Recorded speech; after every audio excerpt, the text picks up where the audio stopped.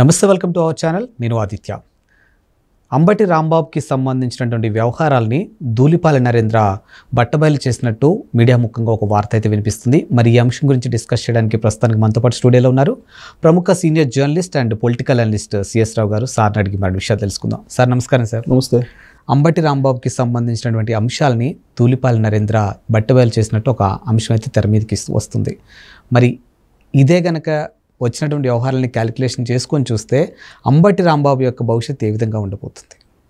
So Ambati Rambabu గురించి మనం చెప్పుకోవాలంటే ఆయన మాజీ మంత్రి, senior politician, fire brand YSR Congress పార్టీకి. అంబటి రాంబాబు గారు నీటిపారుదల శాఖ మంత్రిగా చేశారు. ఆయన నీటిపారుదల శాఖ మంత్రిగా చేసినప్పుడు ఏ విధంగా ఆయన రియాక్ట్ అయ్యారు పోలవరం విషయంలో, అలాగే పులిచింతల విషయంలో, వీటన్నీ మనం చూసాం. సో ఆయన పోలవరం పూర్తి చేసేటువంటి తేదీల మీద కూడా మాట్లాడారు గతంలో. అంటే ఆయనకి నీటిపారుదల శాఖ మీద ఎంత అనుభవం ఉంది, మంత్రిగా ఆయన ఏం చేశారు అన్నీ తెలుసు. సరే, అది అయిపోయింది. 2024 ఎన్నికలతోటి ఆయన ఏం చేశాడు, జగన్మోహన్ రెడ్డి గారు ఏం చేశారు, ఇవన్నిటికీ ప్రజలు గమనించారు, ఇవ్వాల్సినటువంటి తీర్పు ఇచ్చారు.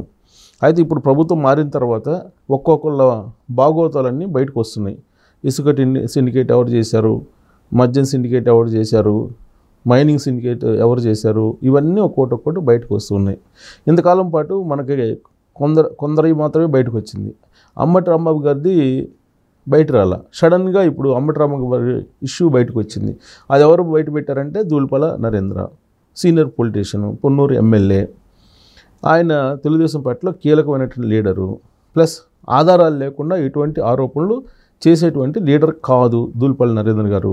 ఆయన పక్కా ఆధారాలతోటి, డాక్యుమెంట్ తోటి ఏదైనా సరే మీడియా ముందుకు రావటం, లేదంటే న్యాయ పోరాటం చేయటం, లేదంటే ఆయన అసెంబ్లీలో మాట్లాడటం మనం చూస్తూ ఉంటాం. ఇప్పుడు తాజాగా అంబటి రాంబాబు గారు గుంటూరు వేదికగా చేసుకుని చేసినటువంటి అక్రమాలు ఏవైతే ఉన్నాయో వాటిని బయటపెట్టారు ధూళిపాల నరేంద్ర గారు. సో వాటిని బేస్ చేసుకొని ఇప్పుడు ప్రభుత్వం ఏం చేస్తుంది అనేది ఆసక్తికరమైనటువంటి అంశం.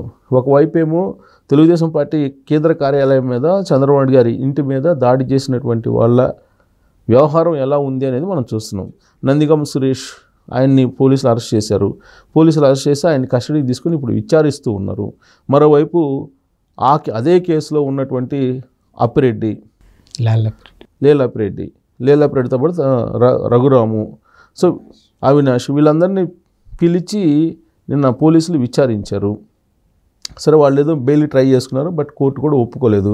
ఇదంతా గుంటూరు కేంద్రంగా చేసుకొని జరుగుతున్నటువంటి పరిణామాలు ఇవన్నీ కూడా.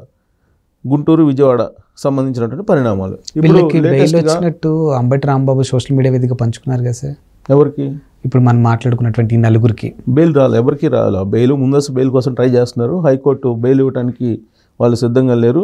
వాళ్ళు సుప్రీంకోర్టుకి వెళ్ళి ట్రై చేసుకుంటున్నారు. అది ఇంకా రాలేదు. సరే, అది రాలేదు కాబట్టి పోలీసులు 41A నోటీస్ ఇచ్చి వాళ్ళు కాల్ఫర్ చేసి విచారణ చేసి పంపించారు నిన్న. బట్ నందిగం సురేష్నేమో జ్యుడిషియల్ కస్టడీకి అడిగారు, కస్టడీకి ఇచ్చారు. ఆల్రెడీ కస్టడీలో ఉన్నారు. మంగళగిరి పోలీసులు విచారిస్తున్నారు. సరే, ఆ కేసు అలా నడుస్తున్న సమయంలోనే ఇప్పుడు అంబటి రాంబాబు గారిది ఇష్యూ బయటకు వచ్చింది. ఆ ఇష్యూ ఏంటంటే గుంటూరు గురించి తెలిసినటువంటి వాళ్ళకి జూట్ మిల్ అనేది ఖచ్చితంగా తెలిసి ఉంటుంది. శంకర విలాస్ ఒకటి, జూట్ మిల్ ఒకటి, ఇవి ఖచ్చితంగా తెలిసి ఉంటాయి. గుంటూరు ఏమాత్రం గుంటూరుతోటి పరిచయం ఉన్నటువంటి వాళ్ళకి, గుంటూరు గురించి తెలిసినటువంటి వాళ్ళకి జూట్ మిల్ అనేది వేలాది మంది కార్మికులకి ఉపాధి కల్పించినటువంటి ఒక ఇండస్ట్రీ. సో దాని మీద ఎప్పటి నుంచో అంబటి రాంబాబు గారు కన్ను వేస్తున్నారు, లేలాపిరెడ్డి గారు కన్ను వేస్తున్నారు. వాళ్ళిద్దరి యొక్క నాయకత్వంలోనే ఆ జూట్ మిల్లు గతంలో కూడా ఉండేది, ఇప్పుడు కూడా ఉంది. సో అయితే ఇప్పుడు జూట్ మిల్లు అది లాకౌట్ అయింది. సో లాకౌట్ అయిన తర్వాత దానికి సంబంధించిన విలువైన భూములు ఏవైతే ఉన్నాయో ఆ విలువైనటువంటి భూములు అంబటి రాంబాబు గారు కబ్జా చేశారు అనేది లేటెస్ట్ ఇప్పుడు పొన్నూరు ఎమ్మెల్యే ధూళిపాల నరేంద్ర చెప్తున్నటువంటి మాట. పైగా వాటిని ఆక్యుపై చేసి జూట్ మిల్కి సంబంధించినటువంటి భూముల్ని దాని మీద కన్స్ట్రక్షన్ చేశారు. వాళ్ళ బ్రదరు పేరుతోటి వాళ్ళ బ్రదరు కన్స్ట్రక్షన్ చేశారని చెప్తున్నారు. అయితే ఈయన కూడా ఉంది, ఈయన అండదండలతోటి అతను ఆ కన్స్ట్రక్షన్ చేశారని. అక్కడ యాక్చువల్గా జూట్ మిల్లు పక్కనే రైల్వే ట్రాక్ ఉంటుంది.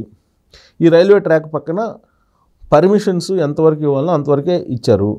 దానికి ఏదో 5 ఫ్లోర్స్ వరకే పర్మిషన్ ఇచ్చారని చెప్పి చెప్తున్నారు. అయితే వీళ్ళు 18 ఫ్లోర్లు వేసారని చెప్తున్నారు. అసలు మామూలుగానే కార్పొరేషన్, గుంటూరు కార్పొరేషన్ అధికారులు ఏమంటున్నారు, మేము అసలు కన్స్ట్రక్షన్కి పర్మిషన్ ఇవ్వలేదు, అది ట్రాక్ పక్కన ఉంది కాబట్టి పర్మిషన్ మేము ఎలా ఇస్తామని చెప్పి వాళ్ళు అంటున్నారు. సో ఇవన్నీ కూడా ఇప్పుడు ధూళిపాల నరేంద్ర గారు బయటపెట్టారు.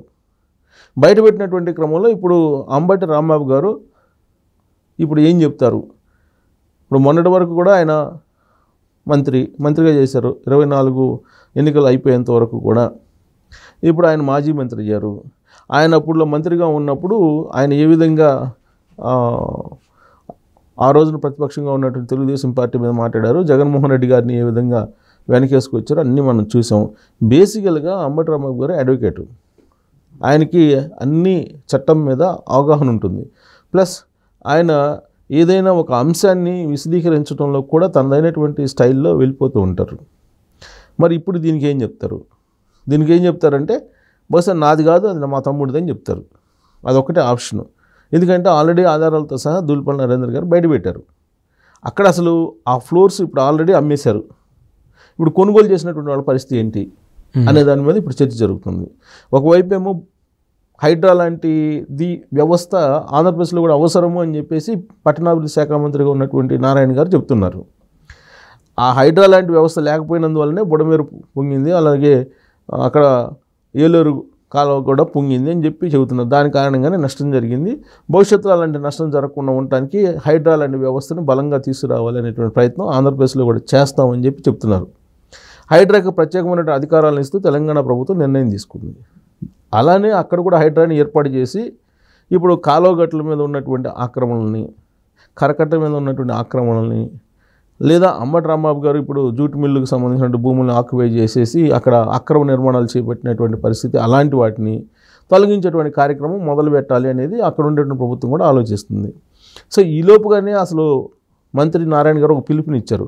ఎవరైతే వైఎస్ఆర్ కాంగ్రెస్ పార్టీ వాళ్ళు 2019 నుంచి 2024 వరకు ఆక్యుపై చేశారో ప్రభుత్వ భూముల్ని, అవన్నీ తిరిగి ఇచ్చేసేయండి, మేము హైడ్రా పెట్టి మళ్ళీ వాటిని స్వాధీనం చేసుకోకముందే అని చెప్పి ఆయన చెప్పారు. స్వచ్ఛందంగా మీరే రాండి అని. మరి ఇప్పుడు అంబటి రాంబాబు గారు స్వచ్ఛందంగా వస్తారంటే ఆల్రెడీ కన్స్ట్రక్షన్స్ 18 ఫ్లోర్లు కట్టారట. ఆ 18 ఫ్లోర్లకు సంబంధించిన ఫ్లాట్లు కూడా అమ్ముకున్నారు. ఆ కొన్న వాళ్ళ పరిస్థితి ఏంటంటే కొన్న వాళ్ళకి డబ్బులు అంబటి రాంబాబు గారు ఇవ్వాలి అనేటువంటి డిమాండ్ ఇప్పుడు ధూళిపాల నరేంద్ర గారు చేస్తున్నారు. సో ఇది ఒక పెద్ద ఇష్యూ. కొన్ని కోట్ల రూపాయల వ్యాపారం అది కొన్ని కోట్ల రూపాయలతో కూడుకున్నటువంటి వ్యవహారం. ఇప్పుడు అంబటి రాంబాబు గారు మరి కొనుగోలు చేసినటువంటి వాళ్ళు డబ్బులు ఇవ్వాలి. డబ్బులు ఇవ్వకపోతే అప్పుడు అనాథరైజ్డ్ కన్స్ట్రక్షన్, అది పర్మిషన్ ఎవరు ఇచ్చారు? గుంటూరు కార్పొరేషన్ వాళ్ళు మేము ఇవ్వలేదు అంటున్నారు. ఇంకోటి ఏంటంటే గుంటూరు కార్పొరేషన్ వాళ్ళు పర్మిషన్ 5 ఫ్లోర్లకి ఇచ్చామని వాళ్ళు చెప్తుంటే రైల్వే శాఖ వాళ్ళు ఏం చెప్తున్నారు, మేము అసలు ఎన్ఓసీ ఇవ్వలేదు, రైల్వే శాఖ ఎన్ఓసీ ఇవ్వాలి పక్కన కాబట్టి రైల్వే ట్రాక్ పక్కన కాబట్టి వాళ్ళు మేము ఎన్ఓసీ ఇవ్వలేదు, ఎన్ఓసీ లేకుండా ఎట్టు కడతారని వాళ్ళు అంటున్నారు. పోనీ కట్టారనుకున్నా కానీ 5 ఫ్లోర్లు కట్టాల్సిన 18 ఫ్లోర్లు కట్టారని చెప్పి అంటున్నారు. అంటే అడుగడుగున అక్రమాలు కనిపిస్తున్నాయి అనేది ఇప్పుడు ధూళిపాల నరేంద్ర గారు బయట పెట్టారు. సో ఇది ఒక పెద్ద వివాదం కాబోతుంది. ఈలోపు అంబటి రాంబాబు గారు అసలు తెలుగుదేశం పార్టీ వాళ్ళతోటి టచ్లోకి వెళ్ళి ఏదో లాబింగ్ చేసుకుంటున్నారు అనేది కూడా ఒకటి వినిపిస్తుంది. ఆ లాబింగ్ ఏంటంటే పార్టీ మారటం, జనసేన పార్టీలోకి ఆయన వస్తే కనుక దీంట్లో నుంచి బయటపడవచ్చు అనేది. ఎందుకంటే తెలుగుదేశం పార్టీలో తీసుకోరు, ఆయన్ని తీసుకునే అవకాశమే లేదు. సో ఇప్పుడు ఉన్నటువంటి ఆప్షన్ ఏంది, బీజేపీయా లేదా జనసేనలోకి పోతే కనుక కూటమిలో కీలకమైన పార్టీ కాబట్టి అటువైపు వెళ్తే కనుక సేఫ్గా ఆయన చేసినటువంటి ఈ వ్యవహారం, ఈ భాగవతాన్ని కప్పిపెట్టచ్చు అనేటువంటి ప్రయత్నం చేస్తున్నారనేది కొంత టాక్ కూడా వినిపిస్తుంది. సో ఈ స్టేజిలో ధూళిపాల నరేంద్ర గారు ఆధారాలతో సహా బయటపెట్టినటువంటి స్టేజిలో మరి అంబటి రాంబాబు గారు మరి దాన్ని నిజాయితీగా వాళ్ళకి కొనుగోలు చేసిన వాళ్ళకి డబ్బులు ఇచ్చేసి దాన్ని కూల్ చేస్తే కనుక ఆయన నిజాయితీ పరుడు అనేది ప్రజలు గుర్తిస్తారు. లేదంటే మరి రాజకీయంగా ఆయన ఏం చేస్తారు అనేది చూడాలి. Thank you sir. Thank you.